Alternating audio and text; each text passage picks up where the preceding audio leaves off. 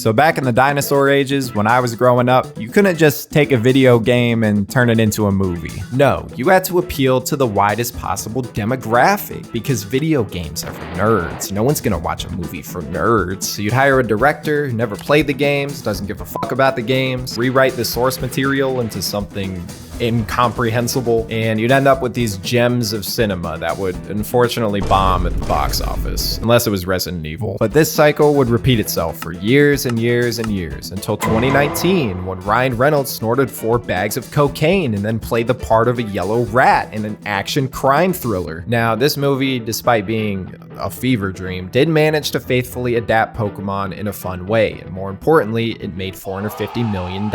So everyone's like, holy shit, we can make a decent video game movie and make $450 million? Sign me up. All right, okay, all right. That's good. It's enough slicing! Now, you wouldn't know it from looking at me, but growing up, I was a little bit of a gamer myself, and I mostly stick to the classics. You know, Destiny, Destiny 2, you know, the essentials. But in the off days, when I felt like preserving what was left of my sanity, I'd wind down with a story game. And there were 2 in particular that I played the living shit out of. 2 games I fell in love with for reasons I never quite understood until I got much older. And every time I play through them, to this day, I'm reminded of my passion for storytelling. They were The Last of Us and Fallout New Vegas. Now, these are obviously very different experiences. Fallout New Vegas is very much a traditional RPG where you make choices that impact the story. Where The Last of Us, you don't really make choices. It's just a movie that you can progress forward at your leisure. But they both changed my idea of what a video game could be. I used to think games were just games. I thought they were dopamine factories designed to entertain or torture you. I didn't know they could be used as a medium to tell heartfelt stories with real themes and messages. So after seeing the success of MCU quipping Pikachu, the CEO of HBO was looking to capitalize. So he called his longtime partner and best friend, Pedro Pascal, and he said, hey Pedro, can you make The Last of Us into a show? And Pedro Pascal's like, yeah, I can do that. And then Jeff Bezos is sitting in his castle and one of his slaves is like, hey Jeff, HBO's making a video game show. They're gonna make a shitload of money. And Jeff was like, stop. You had me at money. Well, money was the last thing that I said, Jeff. So now I can't help but compare both of these shows. They're both bringing 2 of my favorite franchises to life. They both represent some of my core childhood memories. And even though neither of them are perfect, I'm just happy to live in an era where good game adaptations can exist. So now it's time to answer the completely subjective question that nobody asked. Who did it better? So grab your popcorn and roasted lizards and 20-year-old Chef Boyardee ravioli and fasten your seatbelts because we're going back to the dinosaur ages. 2013, I remember it like it was yesterday. We had the most fire school lunches. Mini pancakes, square pizza, Salisbury steak. Oh my goodness, life was good. Life was simple. Culturally, the early 2010s was the peak of the zombie era in media. Everything had zombies. The Walking Dead, Dawn of the Dead, Dead Rising 2, Plants vs. Zombies, Marvel Zombies, DayZ, World War Z, War of the Worlds. Wait. In 2011, when Naughty Dog went to the VGAs and announced a story-driven zombie video game, I wasn't impressed because it wasn't Mario or Pokemon. I was 10, okay? Leading up to release, the game garnered a huge buzz, coming from a legendary studio and showcasing some great voice acting and graphics in the trailers. But even so, I don't think anyone could have foreseen the cultural phenomenon that The Last of Us would become. Neil Druckmann and Bruce Staley and Naughty Dog crafted a story about multi-dimensional characters and put them in situations where they had to change and grow. The key to making this work was a straightforward linear narrative. You play as Joel, a hardened, distrustful man who after 2 decades of survival in this post-apocalyptic, broken world is given the task of escorting this peppy teenager across the country so that scientists can use her to make a cure for the infection. And as Joel and Ellie travel across the country, almost dying to zombies and the government and these assholes, they start to depend on each other for more than just survival. Ellie teaches Joel how to be human again, how to joke and care about someone and live for something. Joel shows Ellie how to trust. He shows her that not everyone you meet is gonna abandon you. The dynamic between these 2 characters is the heart of this story. It's not something that hasn't been done before, but the execution and making Joel and Ellie believable as people makes the relationship mean so much more. more. At first glance, Joel is your standard, strong and stoic Western protagonist. He's got this everyman, easy to root for quality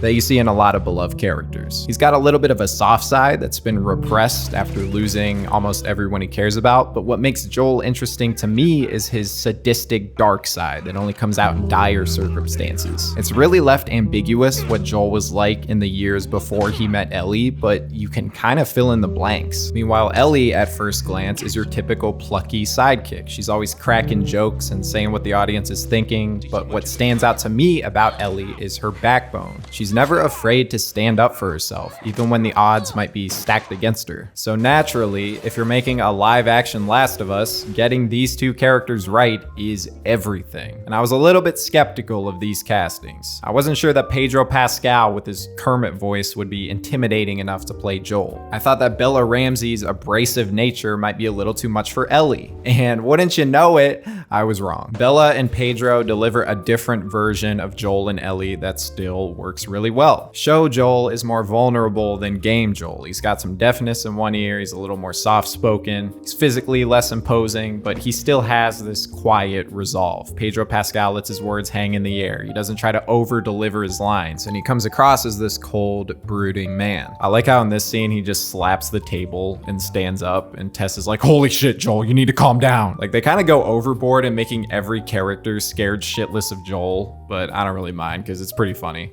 That's right.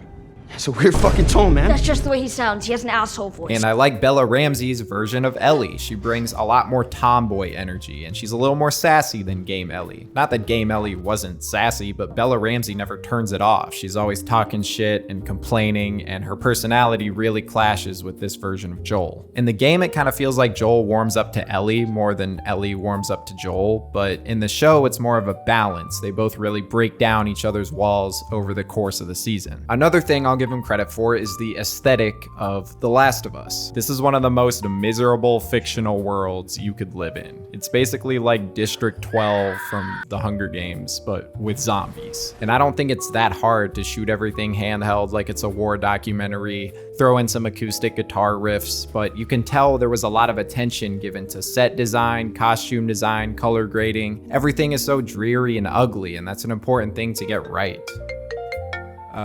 Sorry, 1 second. Hello? Hey man, you better not spoil my show, man. Pedro, is that you? No. How did you get this number? Don't worry about it, man. Just don't spoil my show. Who cares? This video is gonna get 30 views, and why would someone click on it if they care about The Last of Us getting spoiled? And you don't own the show, by the way. It's not your show. You don't own The Last of Us. Well, if you tell everybody what happens in the show, then nobody's gonna watch the show, and HBO's gonna fire me. They're gonna fire me. They're gonna fire me. They're gonna fire me. Don't tell them. All right. They're gonna fire me. All right. I'll put a spoiler warning in there if you leave me alone. There, you happy now? Okay, bye. What the f? So episode 1 is pretty good. I like the CGI plane crash. I think this is one of the best openings ever in a video game because it makes you connect with and care for the main characters so quickly. The death of Joel's daughter happens only 15 minutes into the game, but it still carries so much emotional weight, and the live action version still has that impact. They didn't really change anything, and that was definitely for the best. I also like this version of Tess. She's a lot less abrasive, and it makes sense to pair a softer version of Tess with a softer version of Joel.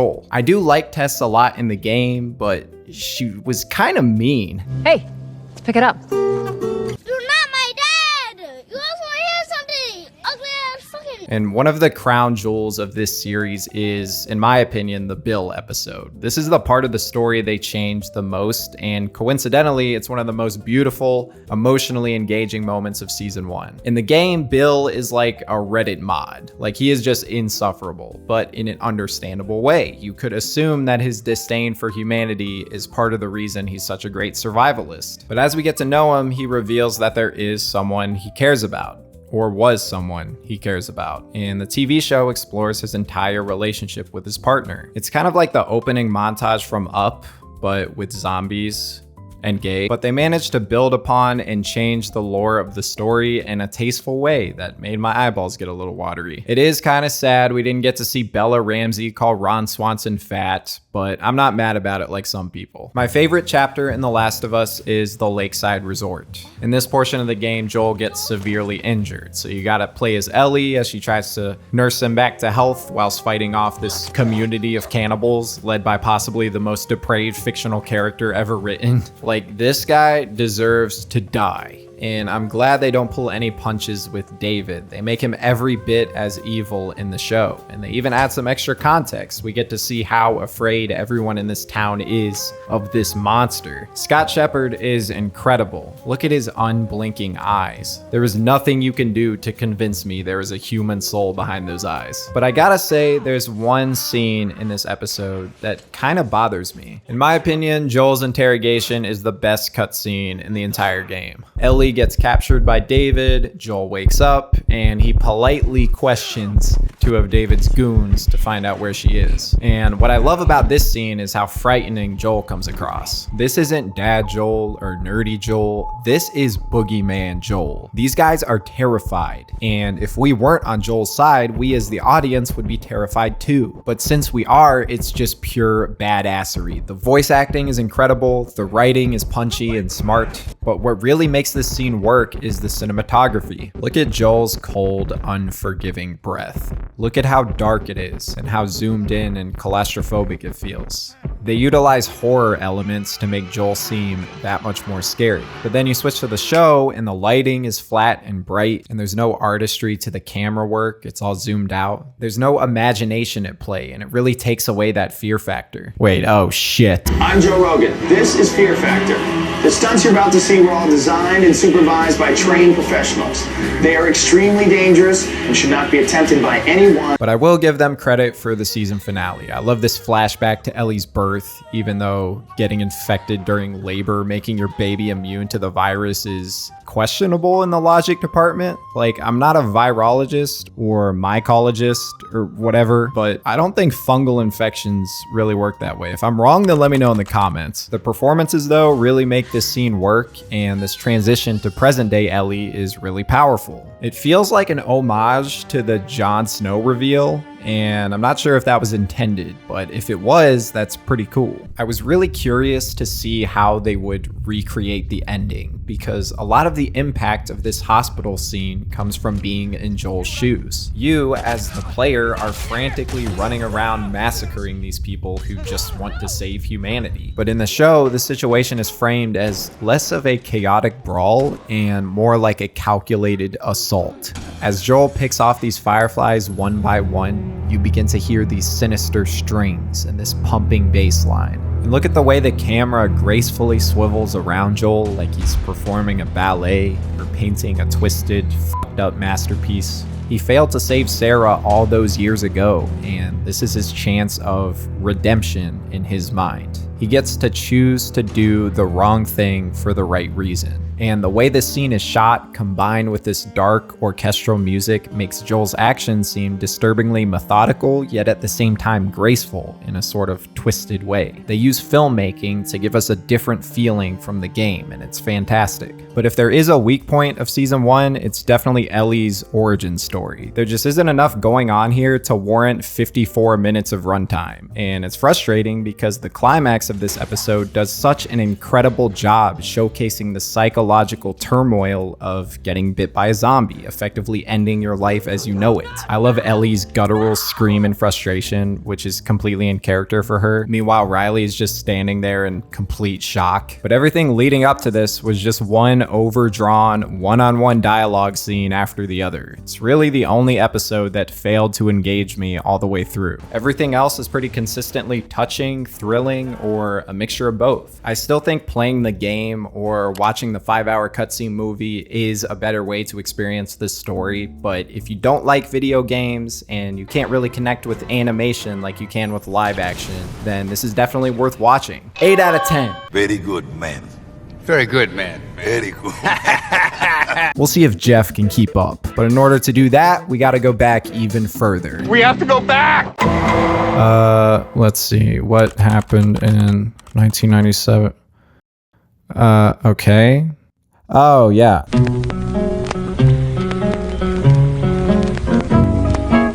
Interplay and Black Isle Studios crafted one of the most iconic video game worlds ever. Instead of imagining what a nuclear holocaust would look like in our world, they asked themselves what version of our world would give rise to a nuclear holocaust. Perhaps nuclear technology became the driving force of innovation post-World War II. Perhaps the Cold War paranoia and nationalism from this era never faded out, and big corporations were able to profit off of our imminent doom. Fallout 1 and 2 are a masterclass in atmospheric storytelling, traversing this dark, gray, unforgiving wasteland as this unsettling industrial soundtrack paces your every step, burdens you with this overwhelming sense of anxiety and emptiness. This is such a bleak world, but the loneliness of the wasteland makes every human interaction so meaningful as a gentle reminder that we are in this together. Both of these games were met with tons of praise for their deep world building and groundbreaking simulation of actions. Unfortunately though, their company was going under. The PC business was just being killed by console. So here's the console world,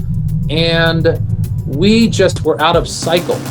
Overexpansion, bad spin-offs, and inability to adapt to the console industry, it was really a concoction of small misfortunes for Interplay, resulting in them being forced to sell most of their beloved IP to Bethesda. And this is where shit gets funky, because you see, Bethesda is one of the AAA game studios of all time. There's a pretty deep rabbit hole. This one's pretty ironic considering they put Minecraft mechanics into Fallout 4, but their biggest blunder to a lot of people is what they did to this IP. We had this weird kind of more nuanced thing about, like, it was the 50s style never died, but it was definitely the future, where some of the later games seem to be much more in that time period as well. Even though it's the future, it still has that. We were like kind of like we advanced to the future, but the stylistic remnants were still there. Black Isle envisioned a rebuilding society with very few ties to the old world. Trade routes, economies, agriculture, it would make sense that people have somewhat gotten their shit together after 200 years. But in Bethesda's Fallout games, civilization is strangely stagnant. Skeletons everywhere, people living in trash, worshipping nuclear bombs. It feels like the apocalypse is still happening and nobody's even taking it seriously. Oh, feeling a bit under the weather? Or a bit over the Geiger counter?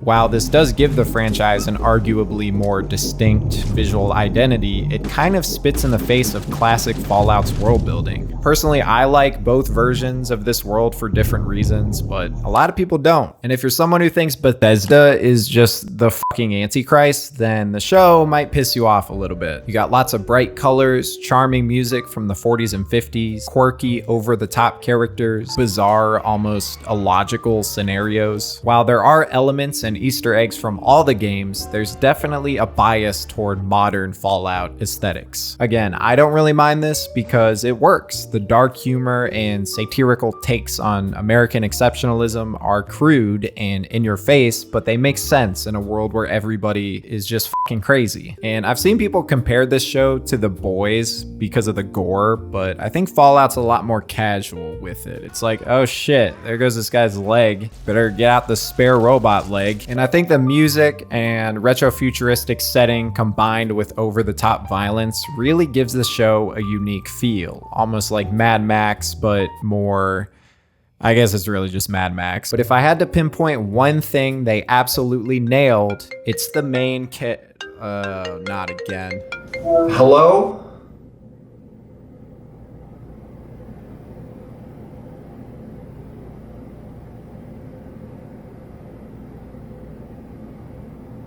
You better not spoil my show, you little shit. I just can't. I just like...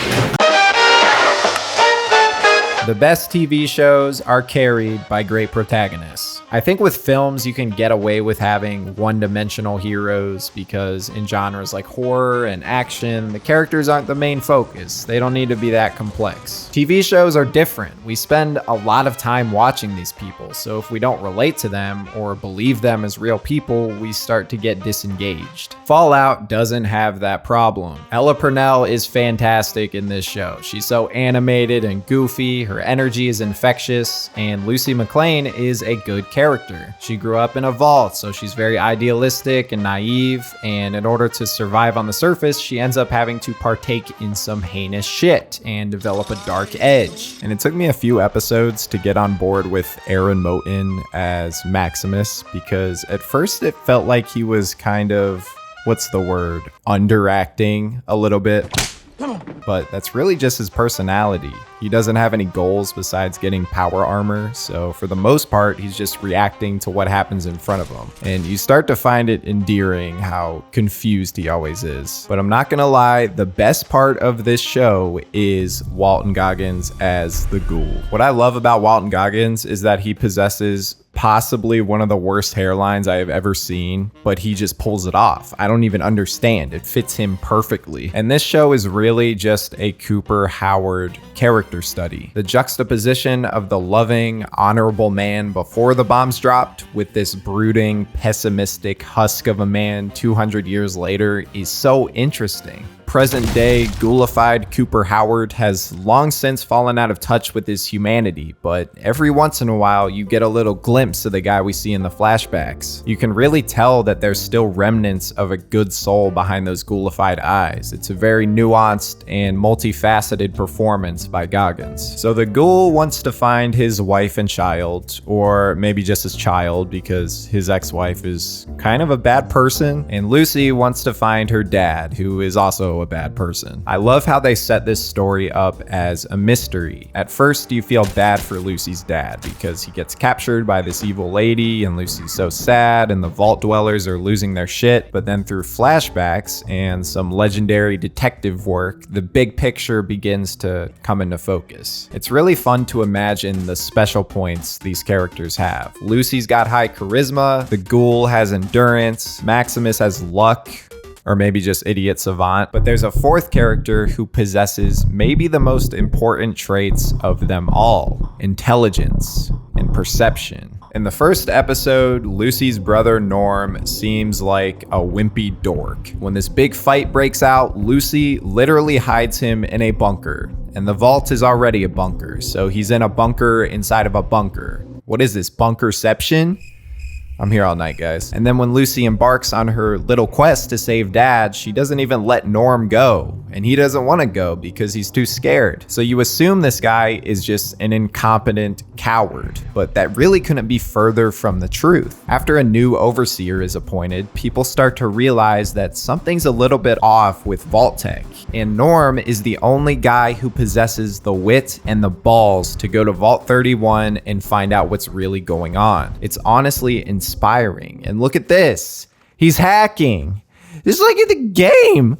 Wow! I love how Lucy gets to the spot and she like stares at her mini map to make absolutely sure it's the right place. It's a very familiar Fallout experience. So the NCR in Fallout is typically portrayed as a quote-unquote good faction. They do struggle with bureaucratic issues, but ultimately they want to restore some semblance of peace in the West. So in the show, when you learn that Moldaver's a part of the NCR, you're like, what the fuck? Did the NCR turn evil?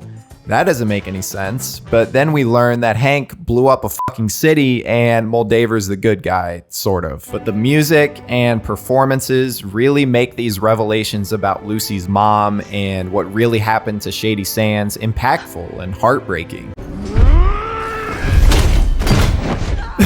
What were you thinking? I also love the cinematography in this show. There's so many gorgeous shots and extended takes with wide camera angles that probe the viewer to embrace these set pieces. It makes the wasteland feel like a wasteland. And look at how the camera twists around Lucy here. These little movements might seem trivial, but they add this fluidity and kinetic energy to the scene. I am disappointed with the Vault 4 storyline. I felt like it had potential to be more interesting tempting than it actually was. When Lucy and Maximus first arrive here, there's this sinister intrigue clouding the place. The Vault 4 dwellers are a little too nice, and they're in a weird cult, and their overseer looks like this. But after Lucy uncovers their secret experiments on level 12 with fish people, this entire conflict just resolves itself in a silly way with no consequences. I feel like they should have spent more time from the beginning hinting at the idea that Lucy and Maximus were actually the weird ones, because this abrupt tonal shift just makes me feel like I wasted my time getting invested in what I thought was going to be a dark, skin-crawling mystery. Usually the show is pretty good at balancing the serious character beats with the wacky spectacle. Everyone loves to point out plot contrivances and the fact that they retcon New Vegas and but I'm gonna tell you a little secret, okay? It's not that deep. This show is so widely accessible, whether you've played all the games or none of them, you'll probably still have a decent time. I'm feeling an 8 out of 10. Shout out to Jeff Bezos and lore master Todd Howard. Oh God. Yes, I was in the chess club. So if we go off season 1, I think The Last of Us and Fallout are both pretty good shows. They both have good acting and writing, and they were both made by people who care about the source material. But that just isn't good enough for me. I set out on a mission to answer the question that stumps the world's greatest philosophers and intellectuals. Which game adaptation is better? And to get to the bottom of this impossible dilemma, I realized that we must march forward to the future and beyond. But then I remembered something. When I was a young boy, my grandfather said something to me. With his dying breath, he said, and I quote, "In order to move forward, you must first go back." So in case you didn't know, The Last of Us has a sequel. When it came out, it really flew under the radar. There was very little discourse about it. It was uncontroversial, generally pretty well received. But that's it. I do not like this game. But if you The Last of Us Part 2 is a controversial game in every sense of the word. If you're looking for some good characters and some nice appeal, I definitely recommend something else. The storytelling and narrative in this game is absolute dog shit. It is. I'm sorry to say that. It fucking hurts me to say that because I did not enjoy this video game. It is not the sequel that I wanted.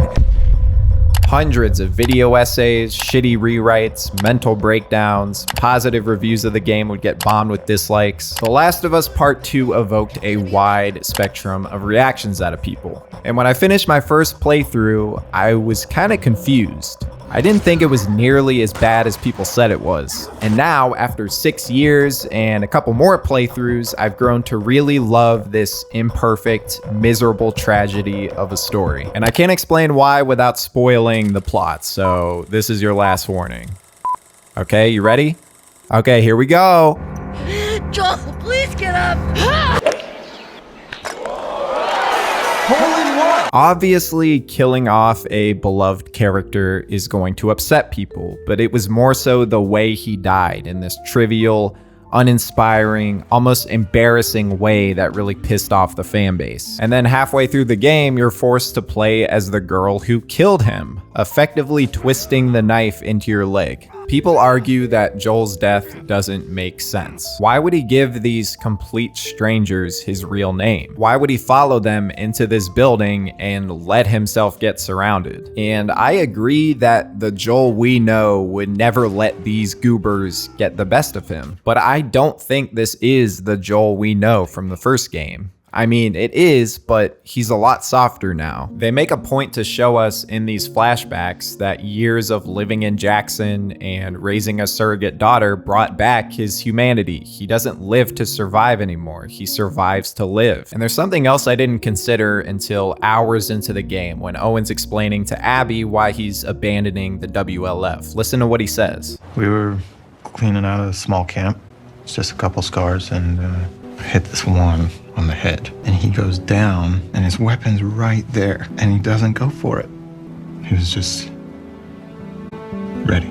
I think this has to be a callback to Joel. I think people underestimate the guilt he feels for what he did in Salt Lake City. Even though he believes in his heart that he did the right thing, he still, for all intents and purposes, doomed the world, and he's had to live with that for 5 long years. But now that Ellie has somewhat forgiven him, maybe he can finally rest. I think it speaks volumes that Joel didn't even try to reason with Abby. He can probably tell that she's made up her mind about killing him and it would be of no use, but I also think he could simply be at peace with these circumstances. A lot of things in this game are just left up to interpretation, like why did Abby choose to spare Dina and Ellie in this moment? How come one word from Lev was enough to snap her out of this Spartan rage? Maybe she doesn't want to corrupt his innocence. Maybe just the sight of his permanently disfigured face reminds her that there's more than enough suffering to go around, and killing 3 more people won't fix anything. So many actions in this game simply aren't directly explained, and while that does break the traditional rules of storytelling, the ambiguity leaves room for me to project my own perspectives into these characters and essentially come up with headcanons. A lot of people hate the ending because Ellie gets all the way to Santa Monica after all this bullshit and has multiple opportunities to kill Abby, but she doesn't get her revenge. This is like if John Wick got all the way to the Russian guy and didn't kill— No, it's not. If you think Ellie came here to kill Abby, I'm not gonna say you're wrong, but I think you're missing the bigger picture. At this point in the story, Ellie is having panic attacks and is struggling to get through day-to-day life. She didn't come here to complete her revenge quest. She came here to make the pain go away. It's not rational, but would you expect someone dealing with severe depression and PTSD to act rationally? That's why I think it's so important to read Ellie's journal, because it's like a window into her psyche. People were mad that we didn't get a funeral or a prolonged mourning period after Joel's death, but I don't think we needed one. Ellie is a musician, but she doesn't typically write songs, at least not in her journal. She draws pictures and talks about her feelings, and sometimes she'll write a couple lines of poetry, but the only times she'll write an entire stanza or a song are when she's grieving over Joel. And to me, that's what this game is about. It's not about revenge or redemption or horses or dogs or even zebras. It's about grief.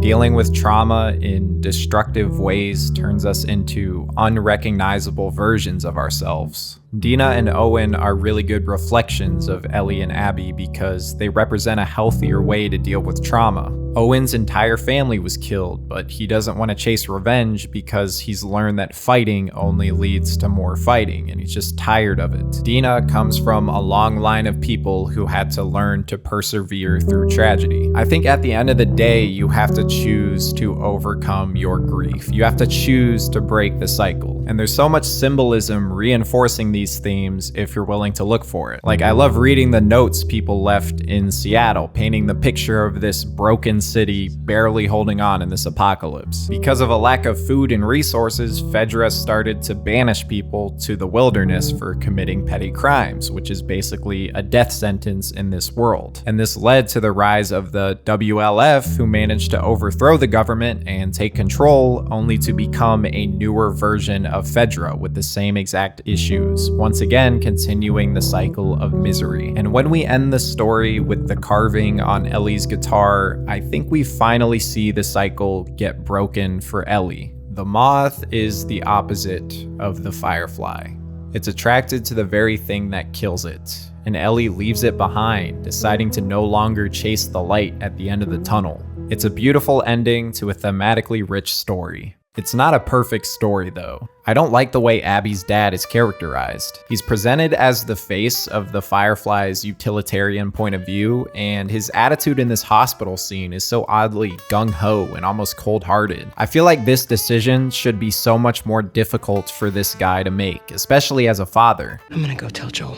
Why? Maybe if we knew more about his years of endless, unavailing research trying to cure this infection, then his mindset would feel more appropriate. Even though I do like Abby as a character, her entire part of the story is so relentlessly frenzied that I just get tired of it by the end. She doesn't get to breathe. 99% of her screen time, she's either fighting or arguing with someone. Religious fanatics, extreme parkour, surrealist dream sequences, burning villages, fucking rat kings. This is a enough content for an entire game. If there was less shit going on and we got more quiet moments to explore these side characters and balance out the chaos, then I'd probably enjoy the second half of the game a lot more. Still, I think there's nothing quite like The Last of Us Part 2. It's miserable, it's heartbreaking, it's brutal. Half of the gameplay consists of crawling around in the mud and grass just to sneak up on people and stab them in the throat or strangle them. But there's something almost inspiring about it. If someone's been through what Ellie or Abby's been through and still chooses to do the right thing, then maybe you can too. Maybe you can always find a reason to move on and live.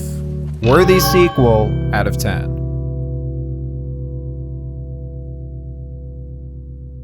So I'm not someone who normally listens to the public opinion, because every single one of you is fucking dumb and you should be grateful to witness my supreme intellectual thoughts. But when even the people who liked the game were shitting on the adaptation, it kinda got me worried. And after finally watching it, I have come to the conclusion that I am gonna be a dad. I'm gonna start with the things I like, because I'm a nice guy. I think visually this season is even more impressive than the first one. I don't even want to know how much effort and time was spent to make the city of Jackson look and feel exactly as it did in the game, because it is beautiful. Same with Seattle and these landscapes. I also really like seeing Joel live a normal life, making construction plans, fixing the electricity, being a dad. We didn't get to see much of this in the game, and it's a nice change of pace from the version of Joel we're familiar with. They also take time to explore his guilt. This therapy scene is fantastic. I love the way it slowly builds emotional tension as we're peeling back the layers of this conflicted man. I like this lady too, even though she's like the meanest therapist ever. And looking at your face,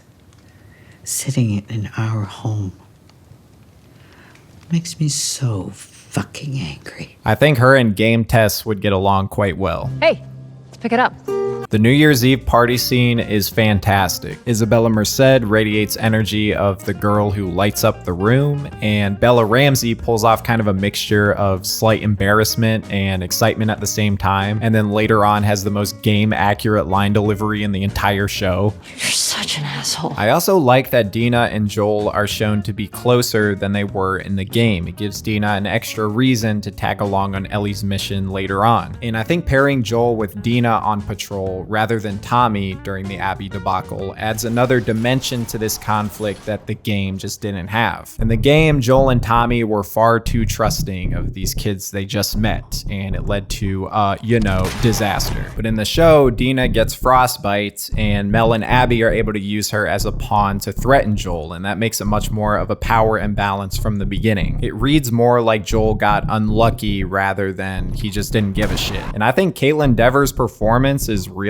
great. It feels like she's been practicing this speech in the mirror for 5 years. Like you can see the hateful obsession in her eyes, almost like she's enjoying this. And her friends have this horrified look on their faces. They added so much flavor and nuance to this scene while still maintaining the shocking, devastating impact it had in the game. We also get more characterization for Isaac and the WLF, which is also really good. The concept of a Fedra officer being fed up with the corruption and scumbaggery of his own people and deciding to switch sides and join the rebellion is brilliant. I also think Jeffrey Wright belongs in the J.K. Simmons tier of actors that just murder every role they're in, even if it's a minor one. His material isn't even that good, but he's just so casually ruthless with his delivery that it doesn't even matter. He elevates every scene he's in. In the cold open for episode 5, we see these Wolf officers discussing this failed mission where the virus mutated and now it's making the spores like it did in the game. And during this mission, a couple people died. One of them was named Leon. They keep bringing up this Leon guy and they seem really distraught by it. So you're like, well, who the fuck is Leon? Why is he important? They never explain it until the commander lady gets up to leave, and before she walks out the door, this is what she says. I'm sorry about your son. This is such an unexpected, almost jaw-dropping moment that embodies what The Last of Us 2 is supposed to be. It's in the name, us. This isn't the last of Joel. It's not the last of Ellie. It's definitely not the last of Dina, I'll tell you that much. Yeah. It's the last of us. What does a zombie apocalypse do to humanity? It brings out the worst in everybody. It envelopes every aspect of our lives in death and tragedy. It forces a mother to debrief a mission in which her own son was killed. I just don't understand how the world building scenes with strangers we've never heard of are more engaging than the scenes with our main characters. This is where I start ranting, by the way. Ellie is incompetent. They set her up with this independency arc in the first couple episodes. Like, she's mad because Joel and Jesse are worried about her and they want to check up on her. And this could work if it actually pays off in some way, but she never proves that she can handle herself. If anything, she validates their belief that she's an idiot that needs to be supervised. I'm not saying she needs to be Jason Bourne like she was in the game, even though that'd be fucking sick, but the progression of this game's story largely depends on her being a skilled fighter and survivalist. Every murder she commits drives the plot forward and eventually turns her into a guilt-ridden monster. But in the show, the plot just kind of happens to Ellie. She has no agency in the events that take place, no challenges to overcome. Over and over, she stumbles into terrible situations and then just lucks out of them. I felt like they got kind of close to capturing the spirit of Ellie's rampage when she's putting the beat down on Nora, but then I remembered that everything leading up to this moment was just fucking nonsense. In episode 1, Dina and Ellie go on patrol and they find this building that apparently has zombies in it. And their group leader's like, we shouldn't go in there, you know, it's too dangerous. But Ellie and Dina are like, no, I want to go in there. And I think there's nothing really wrong with that. Like, there could be people to save, I guess. But the way they discuss this is so weird. They act like this is a rebellious teenager thing to do. Like, you want to go in there for fun? You know you could die in there, right? Like, there's a good chance you will die in there. Unless you account for plot armor, of course. But they shouldn't know about plot armor. They're just characters in the show. So now they're sitting in front of the Council of Jackson like this is fucking Game of Thrones. And they're explaining what happened. And Tommy's like, hey, you guys shouldn't have done that. You know, you could have died in there. And then Ellie's like, shut the fuck up, Tommy. If it was you and Joel, you would have done the same thing. And everyone's like, she has a point, Tommy. Even though she doesn't. Like, Joel and Tommy are two 60-year-old men with military training and 25 years of apocalypse survival. You two are children who did this for fun. This is not the same thing. Reality is nothing but a collective hunch. Who the fuck is this? I was wrong. Dina's actually an expert in war tactics, so get shit on, Tommy. You're a dumbass. Now we're taking a girls' trip to avenge my dead father figure. Let's go, Dina. Pack the sniper rifle. So the game has a lot of jokey jokes, but they're all delivered with this melancholic edge, like Dina and Ellie are trying to distract themselves from this horrific reality. It took some highly skilled and nuanced voice acting to pull off, but in the show, the second they step foot in Seattle, Ellie and Dina turn into James Gunn characters, and I don't think it's Bella or Isabella's fault. I think it's the directors either misunderstanding the game or misdirecting their line deliveries. One of the early moon missions, there was an electrical fire and the astronauts burned up in their capsule. Early astronauts. They're supposed to be the first ones to go to the moon, but they never made it off the launch pad. Burned up in their capsule. Yeah. They're just not taking this seriously, and it's so off-putting. Like, can you at least try to look sad? Your surrogate father just died. And why did they have to remake this scene? Why? Ellie's Take on Me cover is probably my favorite cutscene from any video game ever. The animation is perfect, Ashley Johnson's cool, soothing vocals sound gorgeous, but what I love most is the song choice. Take on Me is a song about hesitancy and vulnerability for lovers. At first I thought these lyrics are from Ellie's perspective, you know, take on me. I might be depressed and in my own head, but I'm worth taking a chance on. But then I look at the way Dina is watching Ellie and I start to imagine that she's hearing these words from her own point of view. Later on in the game, they really ring true. Today's another day to find you, shying away. Dina desperately wants Ellie to move on from this trauma that's eating her alive, but for whatever reason, she just can't. Maybe the quietness of this farm life only makes the voices that much louder in Ellie's head. I'll be gone in a day or two. When Ellie comes back to Jackson at the end of the game, Dina's gone.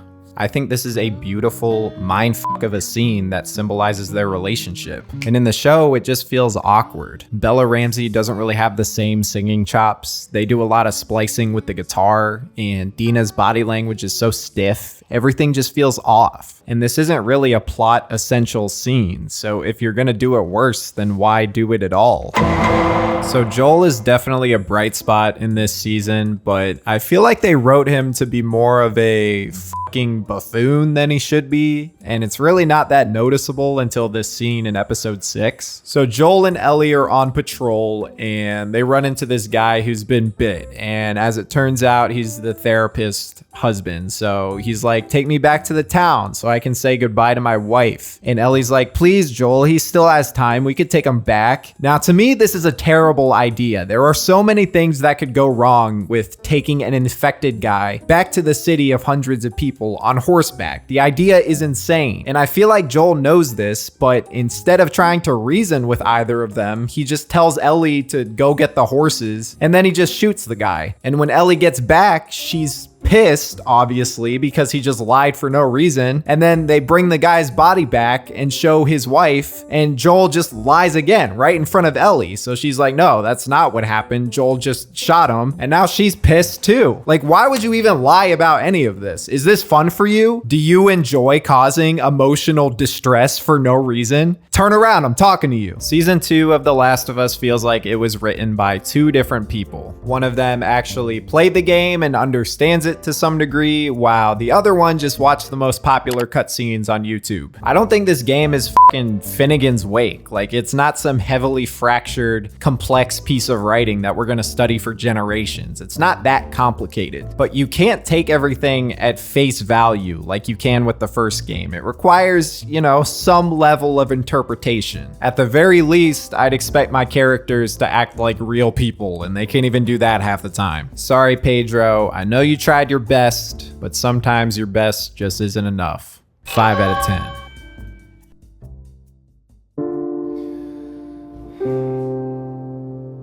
10. At this point in the video, I was close to calling it quits.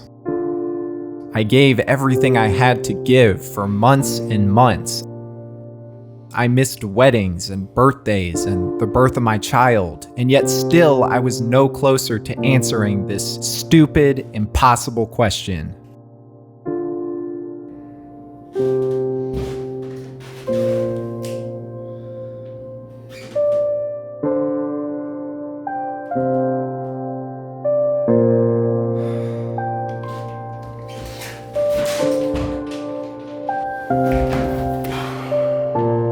I lied there for what felt like an eternity, until I finally realized that I was missing the point. I was never gonna find answers by myself. I needed guidance. I needed advice. So I went to a place I hadn't been in years, hoping for a new perspective.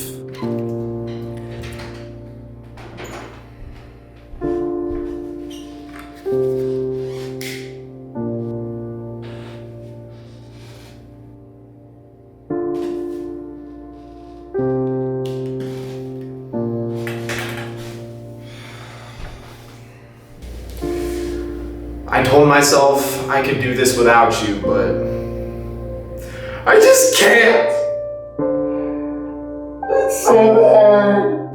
Please, please, I need your guidance.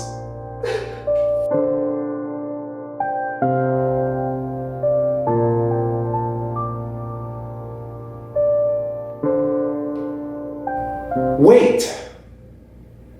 That's it. Oh my gosh. This is the last stop, everybody. I know you're tired. I know you want to go home and see your mommy and daddy and do your homework and watch fucking Bluey, but there's one more moment in time, one more place, one more game that I want to talk about. And if I hear one complaint, one little whimper, if I see one tear forming in your little eyeballs, I will leave you on the side of the road. I don't care. I'm not even a real bus driver, and you're not real kids. This is all made up in my head. Whoa, sorry about that. Picture this, okay? Your parents get divorced and your mother wins full custody after years of court battles, so you don't really see your dad anymore. Eventually, your mom gets remarried and has another child named Skyrim. Now, your mother greatly prefers Skyrim over you, so she takes Skyrim to Disney World during your birthday and leaves you to spend your birthday with your dad, who you haven't really seen in a while. He just got out of rehab. He's really not even the same guy, but regardless, he locks the fuck in and delivers the most unforgettable birthday you've ever had. All 8 planets had to align for this game to exist. Sure, it was damn near unplayable at launch, but let me tell you something. If you can't handle a slideshow every once in a while, you're not a real gamer. I'd actually argue the rushed 18-month development is partly what made Fallout New Vegas so special. The story has this raw, unmistakably human quality to it, like they were just throwing shit at the wall in a heartfelt manner. The side quests can be so tedious and janky and weird, but at the same time charming with a potent emotional payoff. When you visit this sovereign community called the Boomers, you meet this guy named Jack, and he tells you that he has a crush on this girl that lives miles away on a caravan. He's only ever seen her with binoculars though, and the Boomers typically don't take kindly to outsiders, so he really seems like a lost cause. But if you do decide to help him, you gotta go all the way to the caravan, talk to the girl, find out she's actually interested, go back to the Boomers, convince the leader to let you bring her over, and once you do that, you got to go back to the caravan to get the girl, except she can't leave because she's under contract with the caravan company, so you got to convince her boss to let her break her contract, and then you got to make sure she gets back to the Boomers without blowing up. And after all this, you get to eavesdrop on their first ever conversation, and it's the most awkward shit ever because he's sitting down for some reason, but it's adorable, and it makes you feel like you changed 2 people's lives for the better in this dark, isolated, apocalyptic world. This game consistently manages to make you feel like your actions matter, sometimes in unexpected ways. When you arrive at Novac, the locals complain that there's a bunch of ghouls in this big facility at the edge of the city, and they want you to clear the place out because ghouls are dangerous monsters, or so we're told. So then you go to the place expecting to just fight a bunch of monsters, and there are some feral ghouls outside of the place, but once you get inside, you quickly realize this situation is a lot more complicated than you thought. Most of the ghouls you find in here are really just normal people. I mean, they're in a cult that believes they're destined to leave Earth and travel to the great beyond, but other than that, they're pretty chill. The craziest person you talk to in this building is the one human that lives here. This guy thinks he's a ghoul because he's bald, and even the ghouls are like, oh yeah, that guy, yeah, he's crazy. But if you decide to help them with their mission, fix their rocket ships, and watch them fly up into the sky, you feel this sense of pride, like you're watching your children go off to college as adults. And I love that whether you help them complete their mission or sabotage their mission, you get the same quantifiable result. Because in this game, the quest itself is fulfilling enough. Just knowing that you made a difference in these ghouls' lives is more rewarding than any monetary achievement. This might be a weird comparison, and it probably doesn't even work, but I need you to hear me out. When I was in Vegas last December, I went and saw The Wizard of Oz at the Sphere. It was incredible. They had wind blasting into our faces and little pink specks swirling around us. It was the most immersive experience I've ever had watching a movie. And it was also the first time I really paid attention to the story of The Wizard of Oz. We follow Dorothy as she gets whisked away into this charming, mysterious land full of mysterious things like magic and shit. But then she heads out on the yellow brick road and runs into this scarecrow guy. He's clearly been up there for a while, and without even thinking, Dorothy frees him from his post. And then she meets the Tin Man and oils him up. I probably could have worded that better. And then she meets the lion and helps him get over his anxiety, I guess. The point is, she makes friends through natural acts of kindness. And in the climax of the film, when Dorothy gets captured by the witch, the 3 characters she helped along her journey end up coming back to save her. Dorothy's kindness and willingness to help others comes full circle. And I can't help but feel like Fallout New Vegas is the same thing. You get dropped into this mystery world where everybody's struggling to get by and the grasshoppers are trying to kill you. And you spend the majority of the game solving people's problems, making alliances, making friends. And then at the end of the game, all your friends and allies come to fight by your side at the Battle of Hoover Dam. It's the most rewarding power fantasy ever. And when you're listening to these NPCs narrate what happened to their respective factions in the aftermath, you start tearing up. Because in a world where new ideas are often met with insurmountable resistance, you don't get this feeling very often. You don't get to feel like you made a difference and change people's lives for better or worse. That's why we need stories that are worth being invested in. They inspire us. They remind us that we can change the world.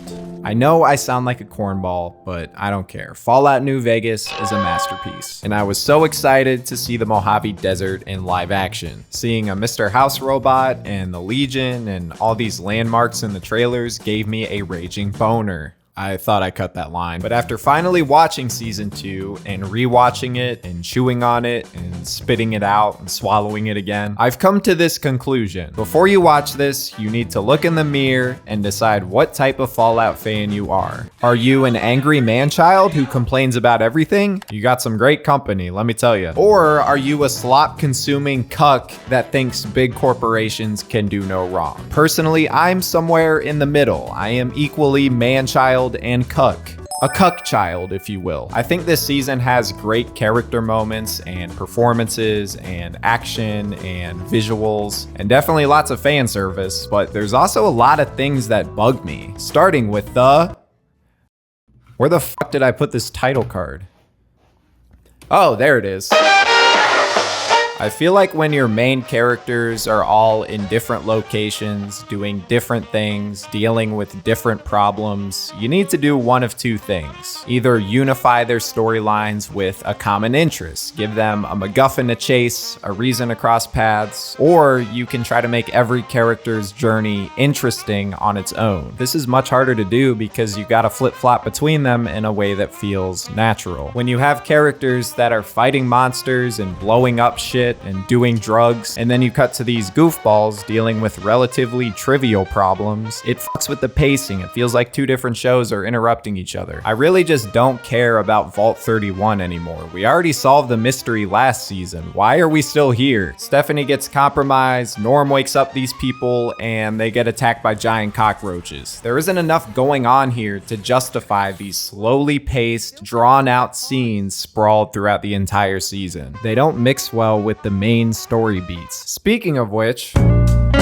so Lucy's dad has these devices that can erase people's memories and essentially turn people into slaves. And it feels like they tried to set this up to be a moral dilemma because I guess you can use this technology to rehabilitate insane people, I guess. But then Hank wants to use it on people with opposing political views, so it's really not a moral dilemma. I don't need a maniacal, mustache-twirling villain in my Fallout show. Make our characters choose between the lesser of two evils. When the choices are easy and the moral conflict is essentially, let's stop this crazy guy from enslaving and murdering people, it's just not interesting. Caesar's Legion in the game is so compelling because yeah, they're evil. They enslave and conquer and murder people, but you can talk to them and find out why they live this way. They have lots of order, they work together really well, they're definitely horribly misguided and wrong, but they have so much more depth than what the show portrays, which is a group of insane LARPers in the middle of a desert fighting and killing each other over some absolute nonsense. And then later on, Hank tries to gaslight Lucy and the audience like there's supposed to be some massive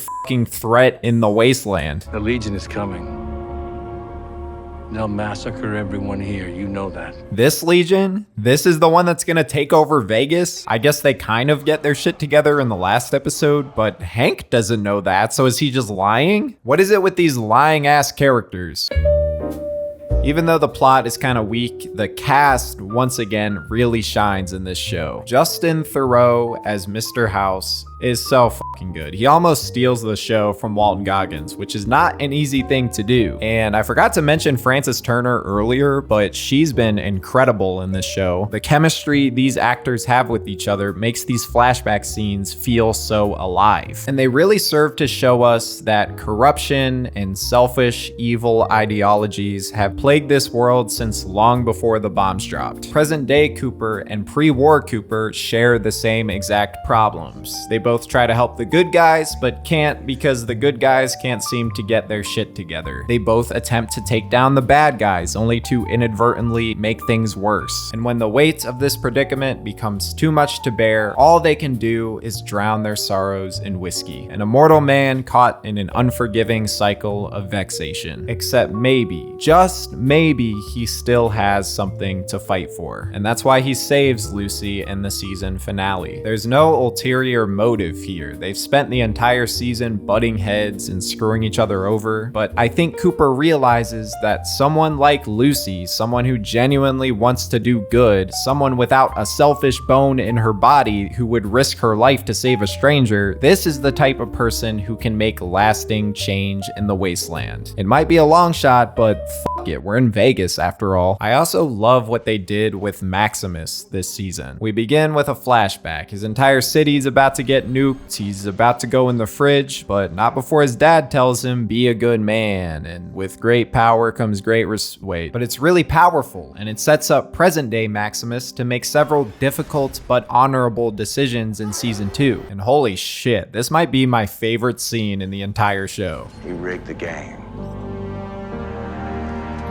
If you really think about it, Maximus never got knighted in a traditional sense. He acquired power armor, but he didn't earn it. He kind of just conned himself into a high-ranking Brotherhood position. But after helping Lucy last season and saving these kids and turning his back on the Brotherhood because it was the right thing to do, it feels like now he's truly earned his power armor. And the fact that it's NCR power armor, the faction he was birthed into and then torn apart from as a young boy, this is Maximus's reunitement. It's fucking goosebumps. And the Fallout 4 theme is the cherry on top. The only character I wasn't a fan of this season, surprisingly, was Lucy. It just feels like she forgot everything she learned last season. They hear someone screaming in this building, and Lucy's like, oh, we gotta go save them. Even though her entire arc last season was about how you can't trust anybody in the wasteland, and it's not worth risking your own life to save people who would just fuck you over with no second thought. And that's essentially what the ghoul tells her. But what does she do? She follows this Legion girl for some reason all the way back to their camp and gets herself crucified. Like, what did you think was gonna happen? I would have forgiven this sequence if she would have gotten to reset her dad's memories in the climax. It felt like that's what her arc was building toward. Like, this guy is irredeemable. 5 minutes ago, he tried to reset your memories. Lucy talks all season about bringing him to justice. I'm gonna bring him to justice. I'm gonna bring him to justice. Gonna bring him to justice. And making this decision would have been a difficult but satisfying full circle moment for her. But nope, this was actually the Enclave's plan all along. So Hank resets his own memories, Lucy doesn't get a character arc, and I feel dead inside.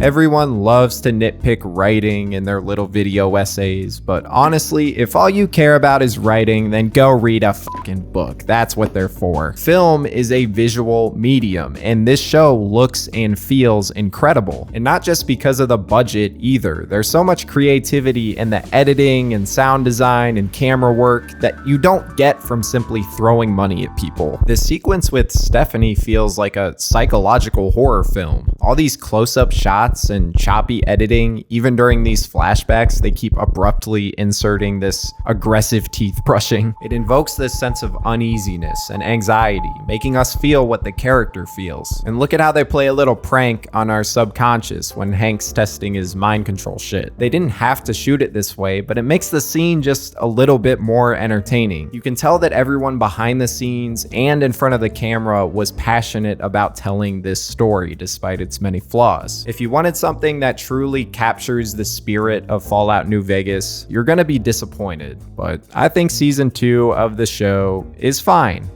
Just fine. 6.5 out of 10. Actually, wait a minute. What the fuck? They got Dinky the dinosaur facing the wrong way? Never mind, fuck this show. So I made this video because I just wanted to talk about two of my favorite shows that have come out recently. I don't have any profound conclusions about either of them. They're both just pretty good shows, and I would say I'm looking forward to season 3 of both of them. So maybe I'll make a part 2 of this video and lose even more of my sanity. I do think that having the freedom to craft an original story with original characters is a lot more sustainable for a TV show. HBO kind of cornered themselves. If you make The Last of Us without Joel and Ellie, nobody's gonna watch that shit. But if you try to retell a story that was already told in a film adjacent medium, then it's never gonna stand on its own. People will always compare it to the original. I doubt HBO really cares about any of this, but if any director or studio executive is watching this, then let me tell you something. You should at least play the games if you're gonna make them into a TV show, because otherwise the man children on YouTube will make hour-long videos about your show and your life will not be affected in the slightest. If you like gritty, realistic zombie shit, then you'll probably like The Last of Us. If you like zany, weird sci-fi, then you'll probably like Fallout. But if I had to give an answer, if I had to pick one, in my humble opinion, the show that did it better is